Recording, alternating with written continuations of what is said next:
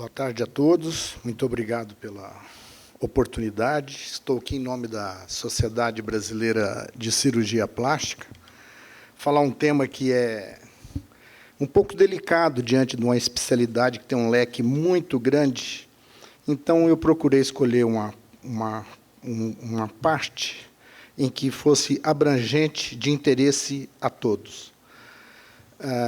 Não há conflitos de interesse. Vou falar especificamente sobre o comportamento social na atualidade.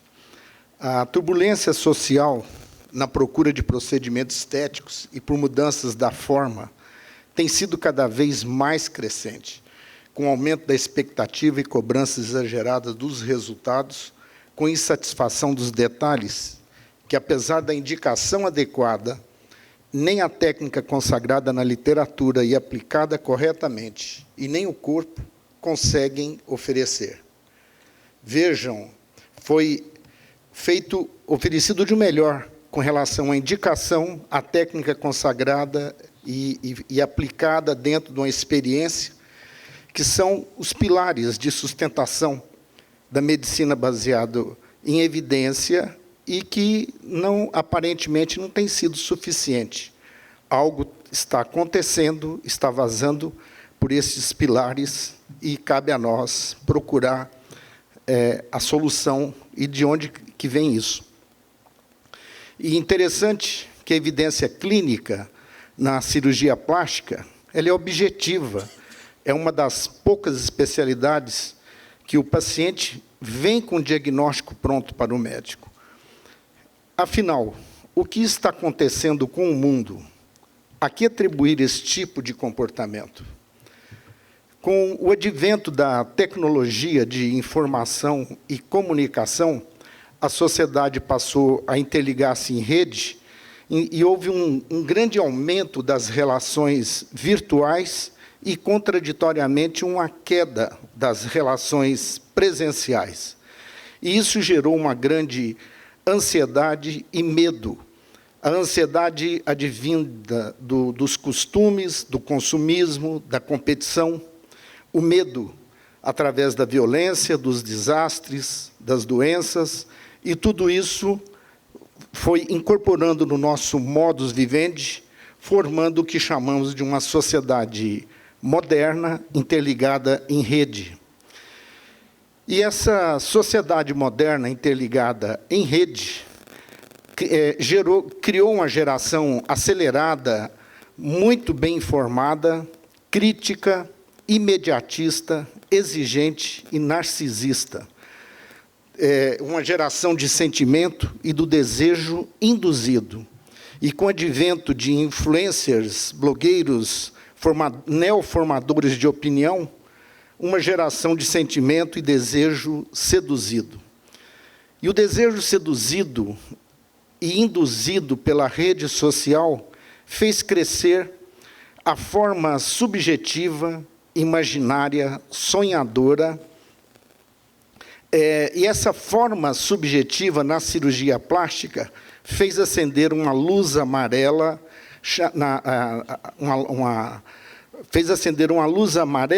chamando a atenção que algo deveria ser feito.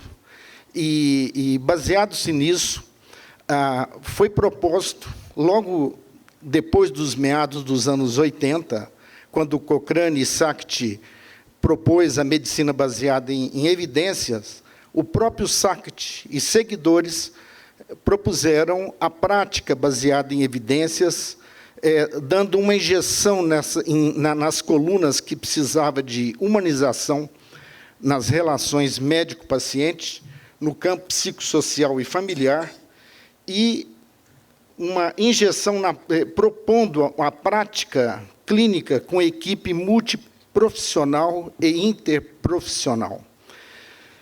Afinal, o que seria forma subjetiva? Ela existe? Segundo Planck e Albert Einstein, sim, a forma subjetiva ela é energética, ela é física quântica. A prova disso, que nós temos exemplos na nossa vida prática, através do membro fantasma, em que o indivíduo continua tendo todas as sensações como forma de contenção daquele membro perdido. E grandes estudos têm sido desenvolvidos através da neurociência para explicar toda essa fenomenologia. E não é só com o membro perdido. Temos visto nos pacientes pós-bariátricos com mudança de comportamento representativos, com perda muito grande do peso, em que um próprio colega meu me forneceu as fotos, não que ele me procurou por algum tratamento, para afirmar, como médico e bem lúcido, a seguinte frase, que alheio à saúde, eu sinto falta do que eu era antes. Isso para mostrar o significado do impacto que pode trazer sobre o corpo e como prova que existe a forma energética. Um outro tipo de forma energética é a escultura energética do corpo, através do desejo induzido, que eu já falei um pouco aqui, imaginário e sonhador, através da mídia. Esse tipo de paciente, hoje, é o nosso grande problema, o grande problema do ponto de vista judicial, de quebra de relação médico-paciente. É um paciente delicado, que está sempre procurando a procura insaciável pelo corpo perfeito. E existem também outras formas energéticas induzidas, por exemplo, pelo trauma físico, baseado na aula que a doutora falou aí sobre mamas, nas pacientes mastectomizadas. Imagina, para o mesmo tipo de problema patológico das mamas, 4 tipos distintos de comportamento. O comportamento de perda, trazendo transtornos emocionais muito sérios a nível de relacionamento familiar e social. Existe a mama fantasma, tanto quanto do membro fantasma, em que a paciente não toma ciência da mama que foi perdida. Existe aquela paciente que tem consciência, enfrenta o problema, não procura por nenhum recurso no seu tratamento da doença e expõe. E aí, quem tem a consciência, que é a maioria, e procura por tratamento para recuperar os órgãos perdidos. Veja, não é fácil tudo isso. Como avaliar a forma subjetiva, não só na cirurgia plástica, mas em todas as áreas da medicina que envolve manifestações subjetivas, psicossomáticas e tudo mais. Está Opa, fiz algo errado aqui.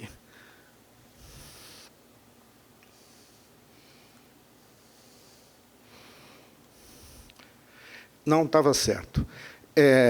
Está em andamento, é um movimento novo chamado de atendimento centrado ao paciente, em que converge, chama a atenção da importância do médico, da atenção do paciente, que tem que entrar em sintonia. E o caminho, e só existe um caminho para isso, é através de ouvir. Existem estudos sobre isso. Essa doutora Nike, da Universidade da Flórida, fez um estudo gigantesco de vários médicos e chegou à conclusão que os médicos não dão tempo para pacientes falarem durante uma consulta.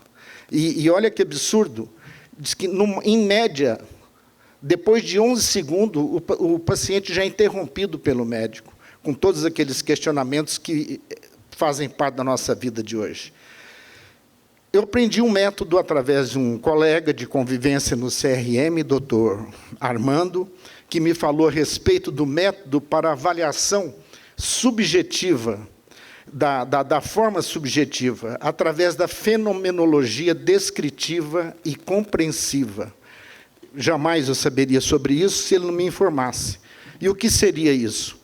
De uma maneira prática, são traçados 2 retas, uma transversal e uma longitudinal, imaginária, sobre um paciente no divã, cujo corte transversal refere-se à análise dos sintomas e fica restrito à queixa do paciente. Não avança além disso. E tem a fenomenologia compreensiva, que é a gente induzir uma conversa e extrair dados através da história do paciente como um todo. E é aqui que vem a grande sacada, e a gente acaba obtendo informações jamais imagináveis, pelo menos na minha área da cirurgia plástica, que vocês verão. Aqui está um exemplo de um residente meu, agora recente, um pouco antes da pandemia, em que, em poucos minutos, extraiu aquela rotina dos médicos, residentes principalmente, correndo. Dr. Cecim, paciente está estabilizada, pós-bariátrica, IMC ok, exame está tudo ok, o exame indicado dermolipectomia, uma plástica do abdômen. Eu, como sempre, vou conferir a consulta e vou procurar ensinar a importância do corte longitudinal. Em pouca conversa, em pouco tempo que eu tive com a paciente, ele teve a sensação que não era a mesma paciente que ele tinha conversado. Vejam, os senhores, este exemplo.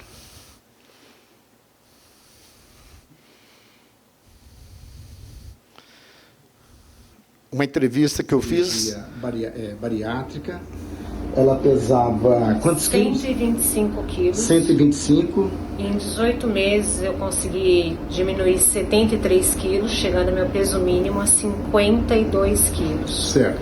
Nesse meio tempo eu continuava me enxergando, projetando a minha imagem de obesa. Certo. Mesmo emagrecendo, tendo que ter roupas compradas por outras pessoas, porque eu continuava comprando roupa manequim 54, já usando 46, 42, 40. Teve um dia que eu estava andando no shopping, depois de 18 meses, andando no shopping, olhei na vitrine e falei, nossa, estou sendo seguida. Aí eu olhava novamente, mas essa mulher é estranha, o que ela está fazendo atrás de mim? Quando eu olhei novamente, eu fui descobrir que a imagem que eu via não era de uma mulher atípica, era eu. Entrei em choque, tá? Comecei a chorar, tive realmente um transtorno psiquiátrico, que depois foi identificado como transtorno de imagem. Quem que falou desse transtorno para você? O psiquiatra do meu antigo convênio. Certo. Eu passava... Vejam, então, da importância dessa análise através do corte longitudinal, explorando melhor a história dos nossos pacientes, e as condutas mudam radicalmente e ensina o momento adequado de tomar as nossas atitudes e diagnósticos. Um outro tipo de forma energética induzida é aquela induzida pelo trauma psicológico. Um histórico que eu vivenciei com essa paciente nos anos 90, com essa face toda operada, não tinha mais o que fazer, e ela olhando bem nos meus olhos, doutor, aonde que eu devo mexer em que o senhor acha que tem algum sinal de envelhecimento? Estranho esse tipo de questionamento. E eu falei, não tem lugar nenhum, afinal, aí entrei com corte longitudinal, eu nem sabia o que era isso na época, mas fui explorar um pouco, e veio a surpresa, em que, à medida que ela foi envelhecendo, ela foi ficando com a aparência da mãe. E ela teve uma repressão materna significativa na vida dela, em que ela foi o tempo todo rejeitada. Então, a princípio, aquilo que a gente está habituado, achando que o paciente procura por estética, rejuvenescimento, muitas vezes é através de uma fuga. E é só através da análise longitudinal que pode oferecer isso. A importância da atenção, da humanização que nós temos de dar para os nossos pacientes. Aqui um outro caso, rapidinho também, transtorno dismórfico corporal clássico, já é um transtorno psicológico, e aí é psicótico, muito mais delicado. Entre 20 e 28 anos, eu já tinha passado por 11 cirurgias. E a gente fica questionando por que ele procurou e fez. A gente tem que questionar também quem fez e não teve uma preocupação de olhar um pouco no todo, no histórico desse paciente, para ver que tem algo errado. E vai operando, e em pouco tempo, olha o tanto. E a importância que tem dessa relação médico-paciente familiar proposto dentro da prática baseada em evidência. Aqui uma conversa com a mãe orientando sobre a doença. Eu acho que está tendo algum problema aí.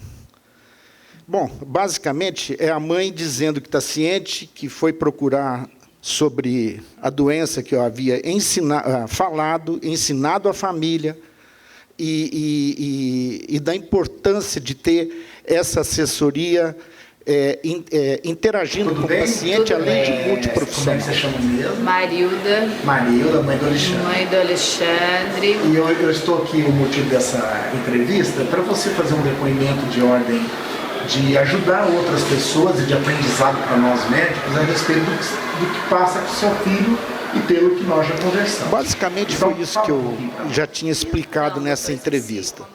Bom, mais uma vez, para a gente ver a importância da avaliação subjetiva, não só na cirurgia plástica, como no todo da medicina. É através dessa análise que a gente vai ter uma noção do sentimento, do desejo e fazer um balanço com a expectativa e o momento adequado desses pacientes. E quando tudo isso encaixa e é atendido, vem de encontro de uma frase do meu professor, fundador do Hospital de Defeitos da Face, onde eu tive a minha formação, Dr. Paulo Correia de Castro, em que ele, no livro dele de 50 anos de memória, ele falou que o cirurgião plástico é o psiquiatra com bisturi na mão. Então, a gente é capaz de conseguir isso quando tudo muito bem diagnosticado e tratado. Como conclusão, a medicina baseada em evidências, dentro dos seus princípios do padrão ouro de assistência à saúde, ela mostrou fragilizada na área da análise subjetiva. E, rapidamente, vários autores viram que precisava de uma humanização naquelas colunas e vieram através da prática baseada em evidências e da medicina centrada no paciente, oferecendo um padrão diamante de tratamento para os nossos pacientes. Muito obrigado.